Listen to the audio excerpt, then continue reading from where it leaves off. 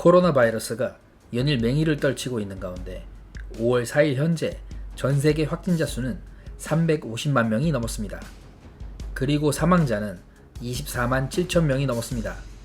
특히 대한민국의 총 확진자 수는 1만 800여 명이고 완치자가 9,217명, 사망자는 252명으로 코로나 바이러스에 대한 놀라운 대처 능력으로 전 세계의 찬사를 받고 있는 상황입니다.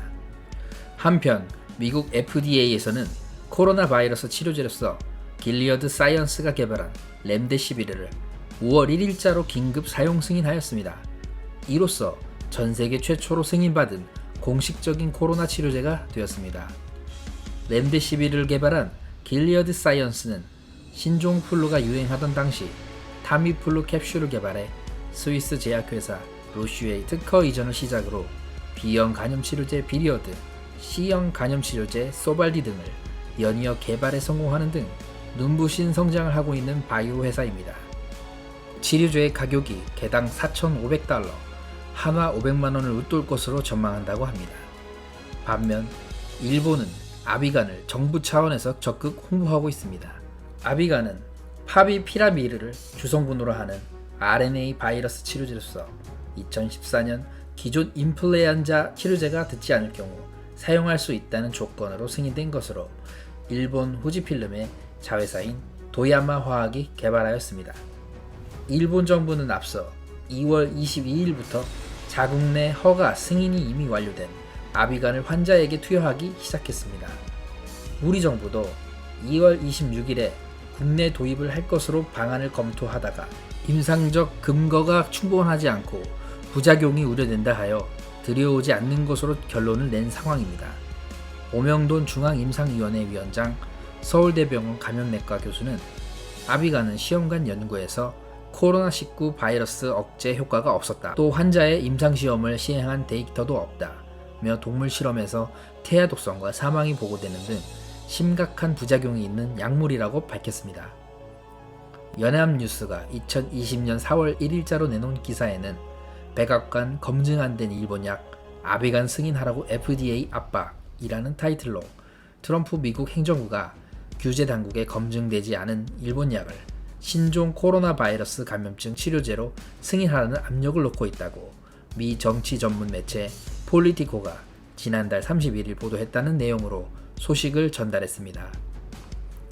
일본 정부는 신종 코로나 바이러스 감염증 치료 효능이 있는 것으로 알려진 항바이러스제 아비간을 40여 개 나라에 무상 공유할 계획이라고 밝힌 가운데 트럼프 대통령은 아비간 외에도 코로나19 미국 확산 저지를 하기 위해 검증되지 않는 치료법을 지지하려는 모습을 보이고 있다면서 FDA에 압력을 가하는 일도 서슴지 않고 있다고 폴리티코는 평가했다고 합니다.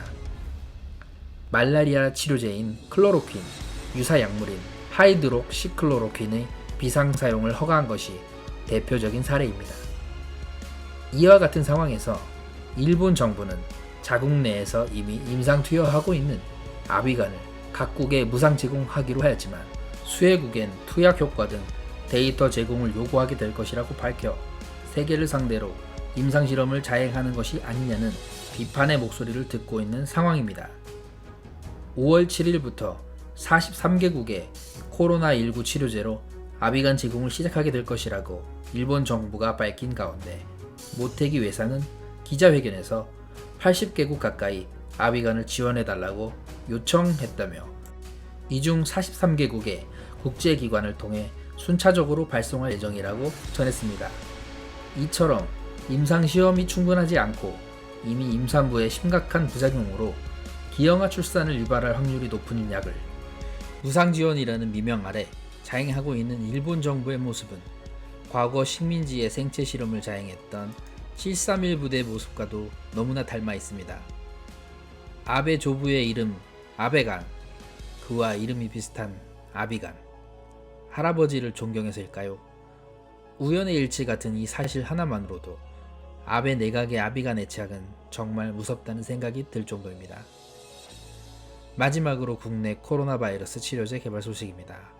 한국제약바이오협회에 따르면 국내에서 공식적으로 코로나19 치료제와 백신 개발에 뛰어든 곳은 셀트리온, SK 바이오사이언스, GC 녹십자, 보령 바이오파마 등 18곳으로 밝혀진 가운데 이 중 식품의약품안전처로부터 코로나19 적응증으로 한 임상시험 승인을 획득한 품목은 3건으로 나타났습니다. 3건 중에서도 길리어드 사이언스가 진행 중인 렘데시비르 임상 연구 2건을 제외하면 국내 제약사의 임상은 부강약품의 비형 간염 치료제 레보비르가 유일한 것으로, 레보비르는 국산 11호 신약으로 아시아에서 처음으로 개발된 비형 간염 치료제라고 합니다.